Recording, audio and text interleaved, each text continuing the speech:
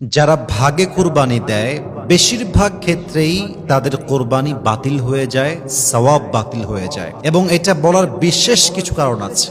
যারাই ভাগে কুরবানি দেন আমি সবাইকে বিনীত আবদার রাখছি, প্রিয় ভাইয়েরা প্লিজ মেহেরবানি করে 5টা বিষয়ে খেয়াল রাখবেন ভাগে কুরবানি দেওয়ার সময়। যদি এই 5টা বিষয়ে খেয়াল না রাখেন আপনার কুরবানি বাতিল হতে পারে, সওয়াব নষ্ট হতে পারে, আপনার এই শ্রম, আপনার এই অর্থ, আপনার এই নিয়াত, আপনার এই আমল সবকিছু বরবাদ হতে পারে। জাস্ট 5টা বিষয়ে খেয়াল রাখবেন, আপনার কুরবানি কবুল করতে পারে একজন। বলেন সবাই, তিনি কে?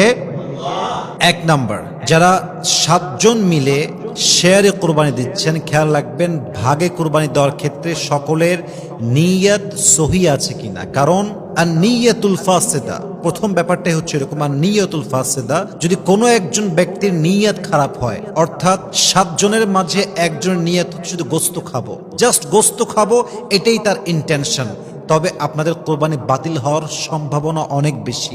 কারণ হাদিসে আসছে ইন্নামাল আমালু বিন্নিয়া, প্রত্যেকটা আমলের সওয়াব কি হবে, কেমন হবে, it's based on your intention.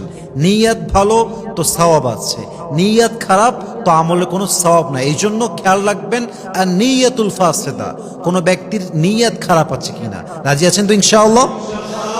2 number, আর রিজকুল হারাম, 7 জন মিলে কোরবানি দিচ্ছেন কিন্তু খেয়াল রাখবেন যে কোনো একজন ব্যক্তির ইনকামটা হারাম আছে কিনা। মনে করেন 7 জনের মাঝে একজন ইনকাম হচ্ছে ঘুষের ইনকাম, কারো ইনকাম সুদের ইনকাম, কারো ইনকাম জুয়ার ইনকাম, কারো ইনকাম চাঁদার ইনকাম। অর্থাৎ 7 জনের মাঝে যদি জাস্ট অন পার্সন এমন হয় যার নিয়তটা সহি না এবং তার ইনকামটা হারাম, এমন কোন ব্যক্তি যদি হয়, তার জন্য সবার কোরবানি বাতিল হয়ে যাবে, ঠিক কিনা বলেন? এবং হাদিসে আসছে আল্লাহর হাবিব বলেছেন ইন্নাল্লাহা তাইয়িবুন লা ইয়াকবালু ইল্লা তাইয়িবান, আল্লাহ নিজেও পবিত্র, আল্লাহ যা কবুল করে তাও পবিত্র, ঠিক কিনা বলেন? অতএব রিজিক যদি হারাম হয়, আর্ন মানি সোর্স যদি হারাম হয় কোন একজনের, আপনাদের কোরবানি বাতিল হতে পারে। আল্লাহ বোঝার তৌফিক দান করুক, পড়েন সবাই আমিন। 3 নাম্বারটা হচ্ছে আল মুজাদালা ফিল মিলিক, ডিসপিউটস ওভার ওনারশিপ রুয়েন কোরবানি। মাথায় রাখবেন, যদি আপনার ভাগে কুরবানি দেওয়ার ক্ষেত্রে ব্যাপারটা এরকম হয় যে একজন 500 কম দিয়েছে আর একজন 500 বেশি দিয়েছে, এখন এই মালিকানা নিয়ে ঝগড়া চলছে। অনেকে বলছে এই বুড়িটা আমি নেব কারণ আমার 500 বেশি আছে, কেউ বলছে এই কলিজা আমি নিব আমার 1000 বেশি আছে। এই যে মালিকানা নিয়ে ঝগড়া করা আপনার কুরবানির সওয়াবকে বাতিল করতে পারে, নষ্ট করতে পারে। অতএব যার যেটা ভাগ থাকবে স্পষ্ট থাকবে, কিন্তু কেউ কাউকে মালিকানা নিয়ে খোটা দিয়ে, ভাগ নিয়ে ঝামেলা করে, ঝগড়া করে, নিয়তকে বাতিল করে কুরবানির সওয়াবকে বাতিল করা যাবে না, ঠিক কিনা বলেন? এই জন্য আপনারা মালিকানা নিয়ে ঝগড়া করবেন না। 3 নাম্বার বিষয়। 4 নাম্বার বিষয়টা হচ্ছে যে আয-যুহকু ওয়াত-তাফাখুর, এমন একটি বিষয় যেটা অনেকের মাঝে আজকাল দেখা যায়। বেশিরভাগ কুরবানি হয় শো অফের উপর। দেখবেন যে কেউ অনেক বড় কুরবানির জন্য গরু কিনে এবং এটা সেলফি তুলে ফেসবুকে দেয়, আপনার স্টোরিতে দেয়, টিকটক মেক করে, জাস্ট একটাই উদ্দেশ্য, গরু যদি বড় কিনেছি আমি, আমার ভিডিও ভাইরাল হবে বেশি। এই ভাইরালের চিন্তা, শো অফের চিন্তা আপনার সমস্ত আমলকে বাতিল করতে পারে, ঠিক কিনা বলেন?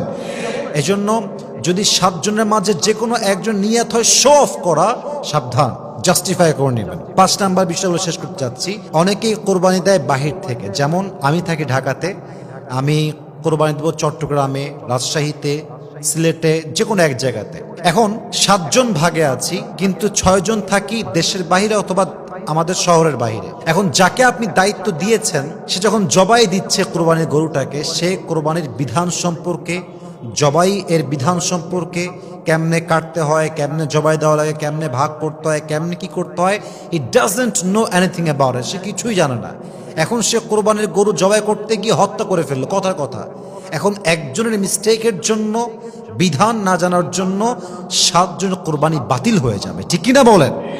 এজন্য 7 জন ভাগে দিচ্ছেন, অবশ্যই মাথায় রাখতে হবে সবার কোরবানির সম্পর্কে বেসিক বিধান জানা আছে কিনা, গরু জবাই করার সুন্নতি নিয়ম কি, কোন আহকাম আছে, কোন বিধান আছে জানতে হবে। অতএব খেয়াল রাখবেন, আমার দায়িত্ব টাকা দিয়ে দিলাম আর সব শেষ, তা নয়, বরং 7 জন মানুষ উপস্থিত থাকা জরুরি। যদি উপস্থিত নাও থাকতে পারেন, এটা মাথায় রাখতে হবে যে আমার যেই ভাগের কোরবানি দেওয়া হচ্ছে, গরু হোক ছাগল হোক, হোয়াট এভার ইট ইজ, গরু ছাড়া তো আপনার 7 ভাগ হবেই না, গরু যদি হয় তবে খেয়াল রাখতে হবে যে এখানে আমার এই কোরবানি দেওয়ার ক্ষেত্রে প্রভিশন তথা বিধান হুকুম আহকাম ঠিকঠাক আছে কিনা।